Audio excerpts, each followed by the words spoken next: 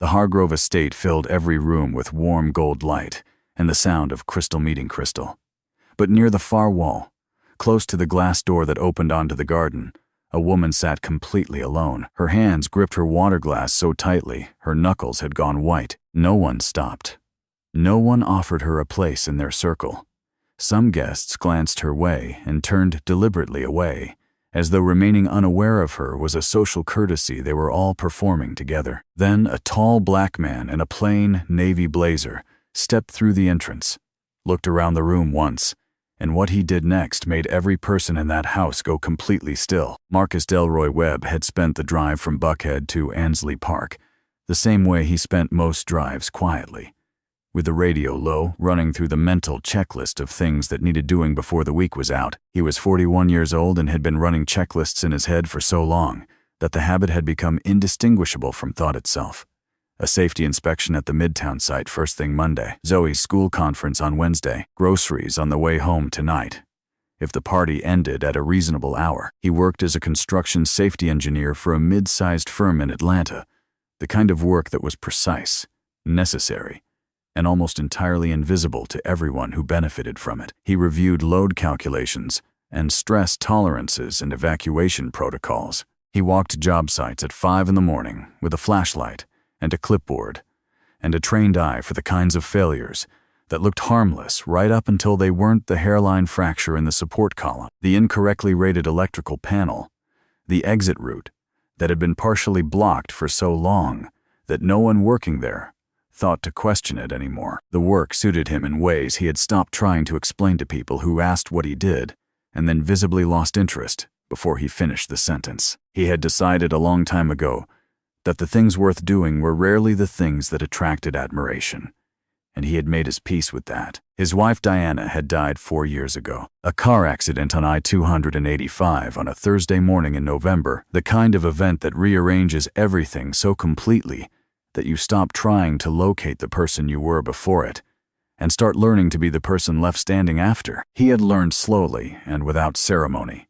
He had learned to braid Zoe's hair without pulling too tight at the temples. He had learned which textures of food she would tolerate on any given day, and which ones she would push quietly to the edge of her plate. He kept a travel pack of tissues in his jacket pocket, because she had her mother's tendency towards sudden allergies, and being caught without one had cost him enough embarrassed, scrambling, that he had simply stopped leaving home. Without it, he had not wanted to come tonight.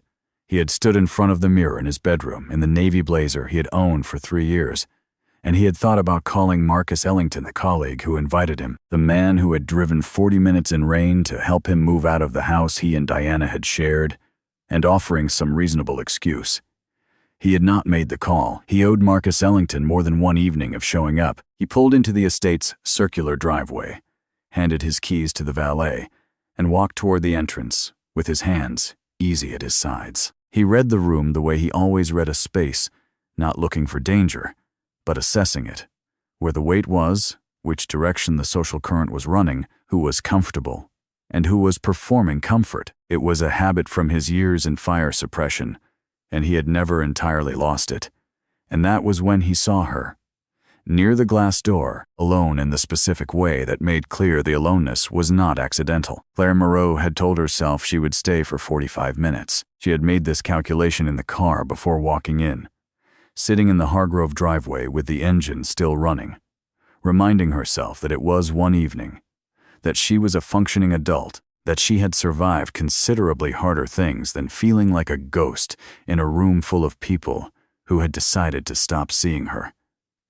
She had survived the divorce. She had survived the 9-month custody dispute over Noah, who was 5 years old and currently asleep at her neighbor's house. She had survived Derek's version of events being circulated through their mutual social circle with the efficiency of someone who understood that the story told first tends to be the story that sticks. Derek Moreau had been methodical in the way he dismantled things. He had told people she was cold, professionally obsessed, emotionally unavailable, a version of her that was just credible enough to be believed by people who had never looked closely enough to check. Their mutual friends had accepted his version not because they believed it fully, but because believing it was easier than the alternative, which required them to have an opinion and possibly take a side. She had lost a house in the settlement. She had lost the social world that came with the marriage, one by one.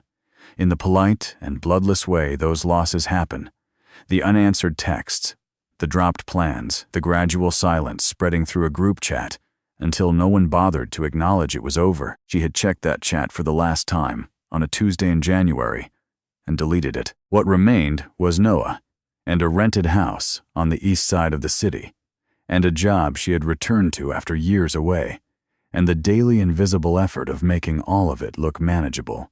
She was not fragile. She had made a point every day of not being fragile, but some nights the effort was enormous.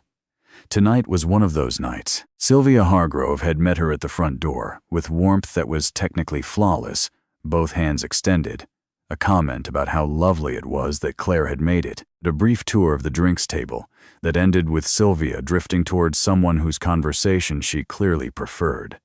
Claire had understood the mechanism of the invitation within the first 10 minutes. She had sat down near the glass door because it was the farthest point from the room's center of gravity, and she had told herself she just needed a moment before she found someone to talk to.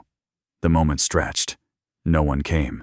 She checked her phone. The sitter had texted to confirm Noah was asleep and everything was fine. What Claire did not know, what she could not have known, was that Marcus Webb was standing 20 feet away and had just heard Sylvia Hargrove lean toward the woman beside her and say quietly, with the confidence of someone who assumes they will not be overheard, "I invited her because Derek asked me to check in on her, make sure she was holding together."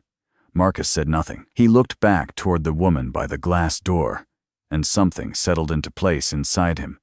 The quiet, specific recognition of a situation. He now understood more completely than he had 30 seconds earlier. The room had arranged itself around Claire Moreau, the way water arranges itself around an obstacle naturally, without discussion, without anyone needing to say out loud that this was what they were doing. The people who had once called her a friend moved through the space as though her corner did not exist. A group of women near the bar, who had been in the same social circle as Claire, exchanged a glance when she arrived and turned back to each other without speaking. It was a transaction completed in under 2 seconds. No one had organized it.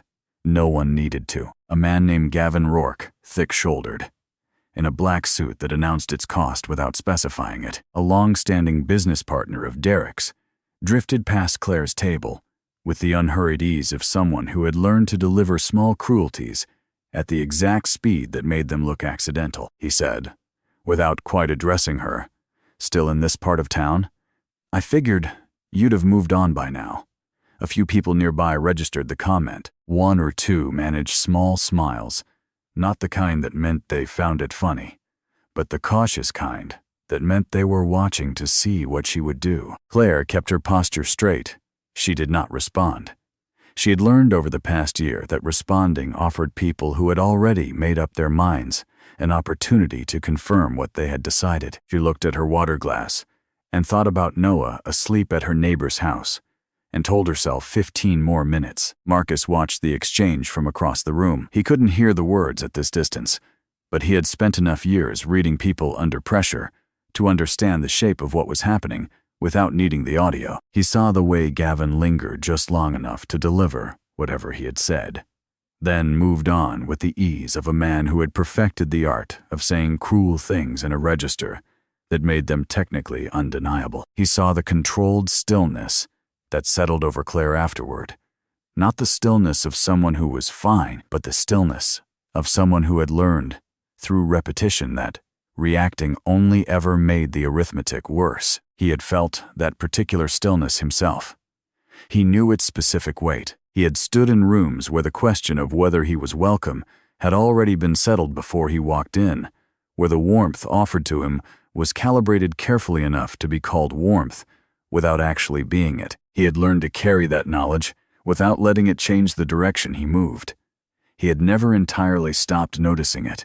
He had simply gotten efficient at what came next. Zoe was standing beside him with one hand looped through his arm, taking in the party with her quiet, systematic attention. She was 8 years old and had developed alongside him or from him, or simply because 4 years of moving through the world together had shaped them in similar ways, the habit of watching carefully before speaking. "Dad," she said, "why is that lady sitting by herself?" He looked back across the room. Claire hadn't moved. "I don't know," he said honestly, "but I don't think it's because she wants to be." Zoe considered this for approximately 3 seconds. "Then we should go sit with her." Not a question. A proposal delivered with the directness of a child who had not yet learned to dress simple moral logic in social negotiation. "Yeah," Marcus said. "Let's go." He did not check whether anyone was watching.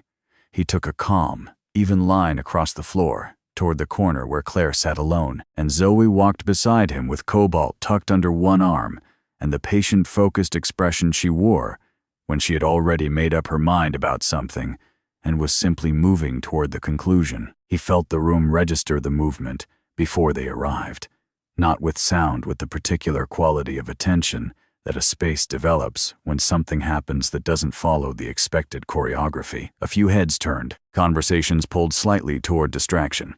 The smooth social certainty that had animated the room since the beginning of the evening developed something underneath it, a slight resistance, the way a room feels when someone has done something it had not accounted for. Claire looked up when she heard footsteps approach. Her expression cycled through several things in less than a second: surprise, the brace of someone preparing for something unpleasant, and then the careful blankness she had learned to wear as a default. She had expected, the way she had learned to expect things this past year, that they would walk past, that they were heading for the terrace or the bar or anywhere that wasn't her corner of the room. Instead, the man stopped. He looked at the empty chairs, then he looked at her, not with pity, not with the performance of kindness that was always somehow more exhausting than being ignored, but with the simple, unhurried attention of someone who was actually seeing her, registering her, choosing her, without ceremony, and without any need for the choice to be witnessed. "Is this seat taken?"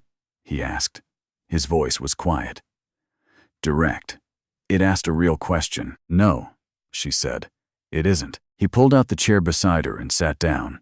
Zoe settled into the chair on his other side and placed Cobalt on the table between them, with the deliberate care of a child conducting a formal introduction. "His name is Cobalt," she said. "He has been through a lot." Claire looked at the small blue bear, one ear clearly restitched with thread that didn't quite match, and then at the girl.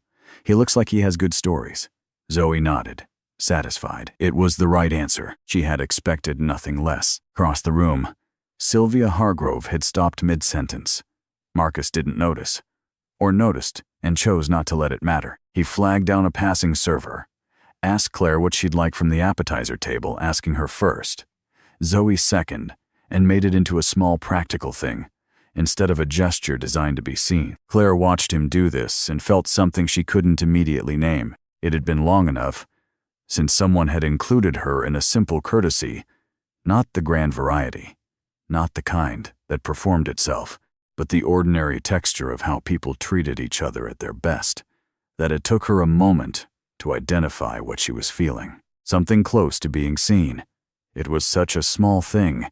It had become rare enough to matter. They talked after that with the naturalness of two people who had skipped the part of conversation that was really about establishing social coordinates. He asked about her work. She was a chief accountant for a logistics company, back at the job she had left during the marriage and returned to because she needed both the income and something that was unambiguously hers. She asked about his. He told her, without the apologetic framing he had learned to add when he sensed people expected it, about structural safety work and what it meant to look for the things that could fail invisibly.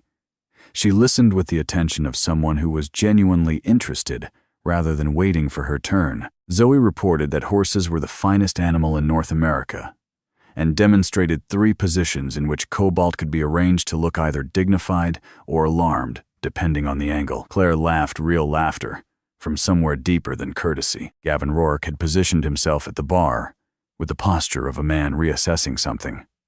He said something to the man beside him, his voice carrying just enough to reach the people nearest to him. That guy does safety checks at construction sites. Not exactly Hargrove's crowd. The man beside him produced a short laugh, the kind that was less about finding something funny and more about maintaining proximity to someone with social authority. It was the kind of laugh that communicated agreement without requiring the speaker to articulate what exactly they were agreeing with. Then a woman in a red dress said something to the person beside her, without particularly lowering her voice. Who is he exactly? What is he doing over there? The response came back with a carefully neutral inflection. He seems to know someone, but the original question had carried something more than curiosity. The word he aimed at a black man in a plain blazer who had walked across a room and sat down beside the one guest everyone else had collectively agreed to leave alone. That word carried a weight that most people in the room registered without naming. It communicated a specific variety of surprise, the kind compressed into a single syllable that communicates an assumed order has been disrupted. Some of them felt the discomfort of recognizing something about themselves in the question. The discomfort was real. None of them chose to examine it. Marcus heard it. He looked at Claire for a moment. Claire had heard it too, and was looking at the table with the composed stillness of someone who had long practice at not reacting to exactly this variety of pressure. The comment that was not quite a comment, the observation that was not quite directed at you but landed precisely where it was intended to land. He had his own version of that practice. He had been in enough rooms where his presence generated exactly that quality of question, the kind asked in a tone designed to establish that the asker had the right to ask it, to have developed a response that was not silent, exactly, but a refusal to reorganize himself around other people's discomfort. He had simply stopped doing that. It was a discipline he maintained quietly, consistently, without announcing it to anyone. He had learned that a room's discomfort with your presence was the room's problem to solve, not yours. Gavin Rourke detached himself from the bar and moved toward their table with the practiced ease of a man who had spent decades using social access as a means of establishing hierarchy. He stopped a few feet from them, close enough to be part of the conversation, without technically entering it. "Marcus," he said, with the warmth of someone who had weaponized warmth over many years, "still doing the site inspections? The safety work?" There was something underneath the question, just enough condescension to be felt without being quotable. Marcus looked at him with the same level, unhurried attention he had brought to everything all evening. "Work done honestly is work worth being proud of," he said. Not a speech, not performed for anyone listening, just said, in the same plain register as everything else he said, without apology, without posturing, without any need for the room's validation. Gavin's smile flickered, just briefly, before he recovered it and said something about needing another drink and moved away. Zoe watched him go. "I do not like him," she announced. From Claire came a sound that surprised her something, between an exhale and a laugh, brief and involuntary and entirely real. Marcus looked at her with the small, uncomplicated warmth of someone sharing something private. "She is not wrong about people very often," he said. "No," Claire said. "I do not imagine she is." Theodore Marsh arrived at their table at a few minutes past 9, without announcing himself. He was 72, a retired civil rights attorney who had spent 4 decades in Atlanta courts and had attended enough Hargrove parties to be immune to their theater. He located a chair, moved it to their table without asking whether the action required permission, and sat down across from Claire, with the authority of someone who had grown comfortable moving directly toward what mattered, without waiting for an invitation to do so. "Claire Moreau," he said, "your father's daughter." She looked at him carefully, trying to place him. "Theodore Marsh. I worked with your father on the foundation board years back. Your parents and my wife were at the same hospital fundraiser. The year you organized the silent auction, you must have been in your late 20s. He settled into the chair. "You organized the pediatric fundraiser that nearly fell through when the venue canceled 3 days out. You found a replacement in 48 hours and made sure no one knew you were the one who had done it." Claire was quiet for a moment. "That was a while ago. 3 years. Not so long." He looked at her steadily. "I also know you covered medical bills for 2 of the catering staff from that event, when they ran into serious trouble the following year. Anonymously, they never knew where the money came from. They needed help," Claire said simply. "I had the means at the time." A pause. For a while. The last 3 words were said without self-pity. They contained everything anyway, the before and after. of a life that had changed faster than she had been prepared for, the compressed history of what had been had and lost, and the gap between those two things that she had been navigating alone ever since. Marcus heard it. He heard all of it. Theodore Marsh met her eyes and held them. "I know the version of you that was circulated after the divorce. I have heard it. I want you to know that the people who were paying actual attention were not persuaded by it." He did not dress it up or soften the edges of what he was saying. "The people who should have stood by you found it easier not to. That became comfortable for them very quickly. That is not a reflection of who you are. It is a reflection of what they chose." Claire's jaw tightened. She kept her expression steady, but something behind her eyes had shifted, not relief exactly, but something in the same territory. The particular sensation of having held your breath underwater for longer than you thought possible, and finding the surface without expecting to. "It has been hard to know who those people are," she said quietly. "I know," Theodore said. "That is the cruelest part of it."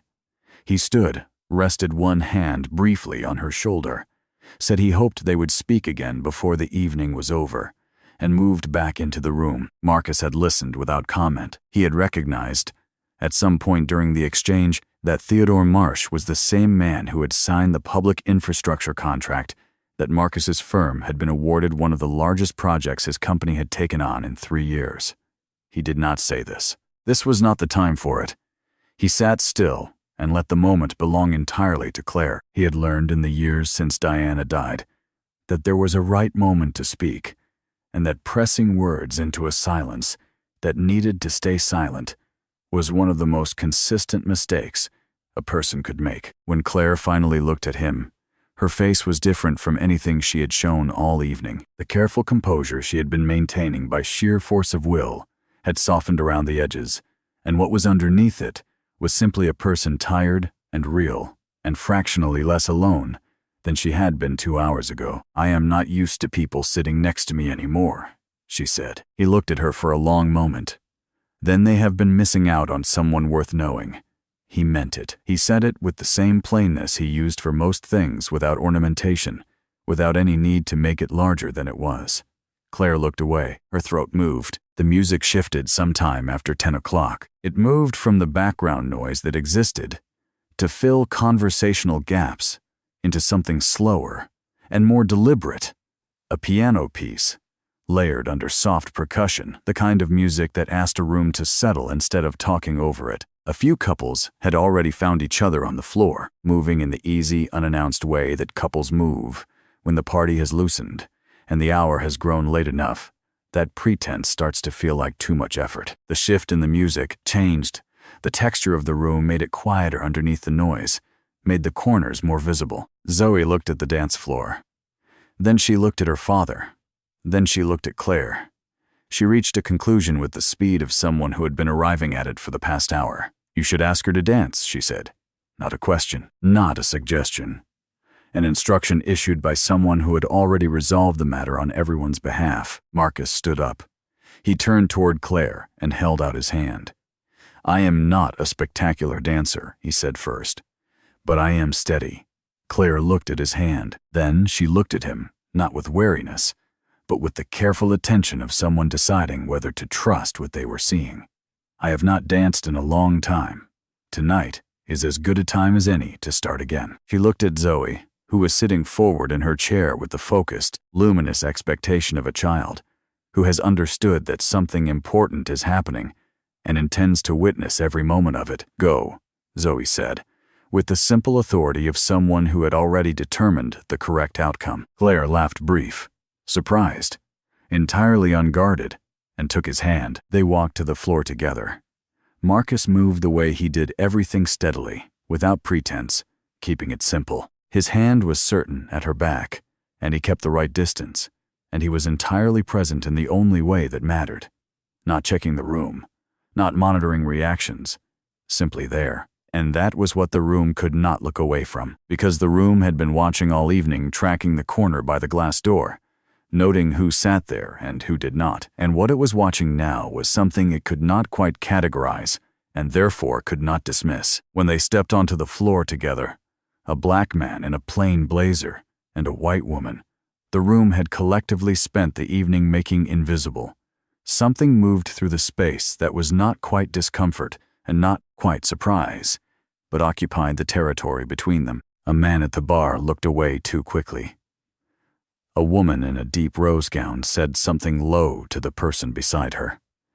Sylvia Hargrove stood near the terrace doors, with a drink she was no longer tasting, watching the floor, with the expression of someone who was beginning to understand that her party had been telling a story all evening that was not the one she had designed. Marcus did not look around. He did not need to know what the room thought. He kept his hand steady at Claire's back and stayed where he was fully present. The music, the floor, the woman in front of him, who was dancing again for the first time in a long time, and was not pretending it did not matter. He had always believed that the most important quality a person could bring to another person's company was simply the quality of being genuinely there, not managing the interaction, not monitoring how it was being received, not calculating what it meant. Just being present with another person as though their presence was worth your full attention. It was a simpler thing than most people seemed to find it. He had long since decided to stop complicating it. The song ended. They stood for a brief moment, in the natural pause that follows when music stops, and the world outside reasserts itself. Claire stepped back. Marcus let her. Neither of them made it into anything beyond what it was. Neither of them felt the need to, but when they walked back to their corner, something in the room had changed. Not visibly, not announced, but in the way a room changes when several people have simultaneously been confronted with something they had not expected to see, and have not yet found a comfortable way to catalog it. The room had gone quieter in the particular way that happens not after entertainment, but after reckoning. The music was still playing. The glasses were still full. The hired photographers still moved along the edges of the room, but the ease that had animated the room at the beginning of the evening had developed something underneath it, a quality of self-awareness that was not comfortable, and that most people were managing by focusing on their nearest conversation with slightly more attention than it deserved. Gavin Rourke had drifted into the hallway beyond the dining room sometime during the last song. The easy malice that had animated him all evening had deflated in the absence of an audience willing to sustain it. He stood in the corridor with a drink he was no longer interested in. The authority he had been projecting all night had gone quiet in a way he was not yet ready to process. The thing about a room turning was that it happened without announcement. One moment the current was running your way, and the next it simply was not. And there was no clean moment you could point to when it changed. The woman in the red dress stood at the edge of a conversation she was no longer fully participating in, holding her glass and looking at nothing specific with an expression she could not quite neutralize. She had asked who he was earlier, meaning something particular by the question. The room had not confirmed what she expected it to confirm. That required some time to settle. The woman who had once been in Claire's group chat, who had attended the same dinners, been in the same text thread for 2 years before it went quiet, who had spent this entire evening navigating carefully around the corner, where Claire sat, approached their table as Marcus and Claire returned. She had been moving toward this moment for the last 30 minutes, without fully committing to it. She stood at the edge of the table for a moment, holding her clutch with both hands. Then she said, in the careful voice of someone saying something true that is arriving considerably later than it should have, "I am glad you came." Claire looked at her for a long moment. There was nothing performing itself in Claire's face. "Thank you," she said simply, nothing added. The woman nodded and left. Sylvia Hargrove found Marcus near the end of the evening, closer to 11 than 10. She was warm in a way she had not been at the beginning of the night, asking about his firm, mentioning someone she thought he really ought to meet. Marcus was polite and gave her nothing she could use. Claire, standing beside him, watched the shift and understood it exactly. Sylvia had recalibrated her assessment of Marcus not because he was different than he had been 3 hours ago, but because the room had decided he mattered, and Sylvia's social arithmetic updated accordingly. He had been the same person all evening, only the way the room looked at him had changed. That was the thing about certain kinds of rooms. They did not change the people inside them. They only revealed, eventually, what the people inside them had already decided to be. They stepped outside just before midnight. The estate's driveway was quiet. The valet stand empty. The row of low lanterns still burning along the garden path. The early spring air in Atlanta had the particular clarity of a season that is not fully committed yet clean, and slightly sharp, the kind of air that makes you breathe more deliberately and feel more awake than you expected to. After 3 hours in a room designed to be looked at, the open sky was a relief. Zoe had fallen asleep against Marcus's shoulder during the last half hour of the party, one arm around Cobalt, one hand loosely gripping the sleeve of Claire's jacket, in the boneless way children reach for whatever is nearby when they are between waking and sleep and simply want something real to hold. Claire had not moved away. She walked beside them down the stone path, not thinking about much for the first time all evening. The quiet was different here.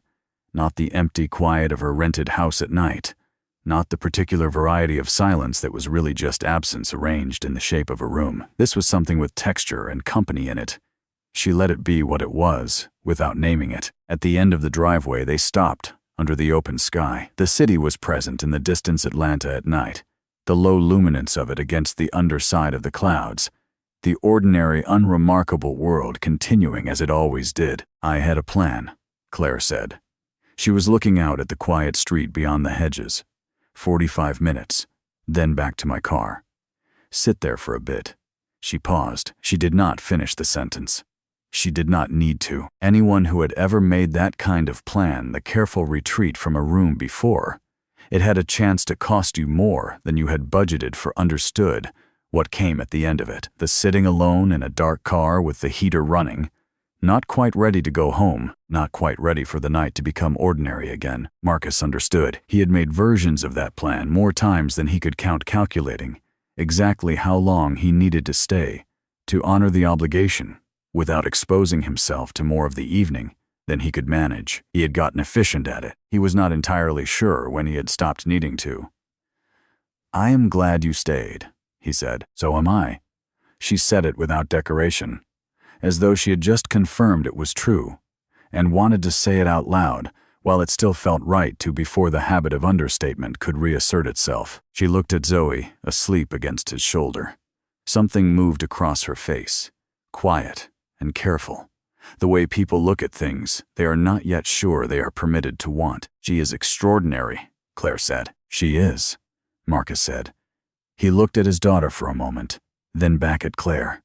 "She saw you before I did, to be honest. She is the one who suggested we go over." Claire looked at Zoe one more time. "She is 8, she said. "The obvious answer is usually the right one." "Usually," he said. "We would all do better to remember that." Marcus placed Zoe carefully into the back seat of his car. The girl shifted without waking, found a comfortable angle against the seat, and settled with Cobalt tucked under her chin and the expression of someone deep in a dream that was going well. He closed the door gently and stood beside the car, looking back toward the end of the driveway, where Claire was standing under the last of the garden lanterns. He thought about the man who had stood in front of a mirror earlier that evening in a plain suit and expected nothing from the night except the obligation of attendance. He thought about 4 years of learning to be enough for one small person, and the way he had gradually come to believe that this was the complete shape of what remained for him, that the perimeter of his life had been drawn, and what was inside it was sufficient, and he should stop looking past the edges. He had stopped attending most things that required him to stand in a room full of people and perform a version of himself that had nothing to do with who he actually was. He could not have told you, standing in that driveway under the open Atlanta sky, what the next thing would look like. He had not yet found the language for it. This conversation, this woman standing at the end of someone else's driveway, the way an evening had moved from obligation into something else entirely, without any design of his that he could trace.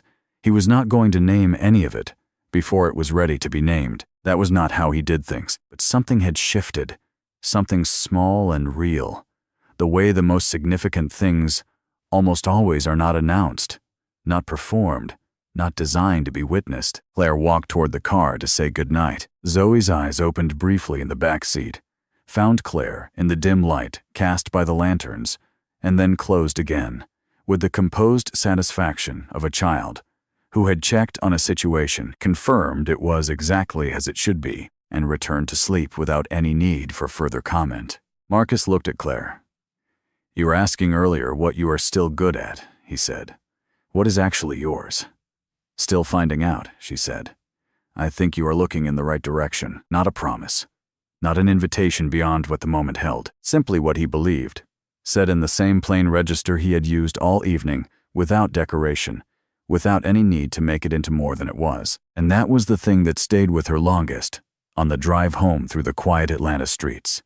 Not what had happened inside the Hargrove estate, not Gavin Rourke's remark, or Sylvia's recalibrated warmth, or even Theodore Marsh's quiet vindication. What stayed with her was this: that a complete stranger had walked across a room and sat down beside her for no reason, except that it was the right thing to do. That his daughter had asked a simple question and received a simple answer, and that had been sufficient. That in a room full of people performing versions of themselves that required looking away from certain things and certain people, a man who simply chose not to look away was the loudest thing there. He had not fixed anything. He had not resolved the divorce or restored what had been taken from her. He had only chosen to sit beside her. And somehow, in that room, on that night, that had been enough to change everything.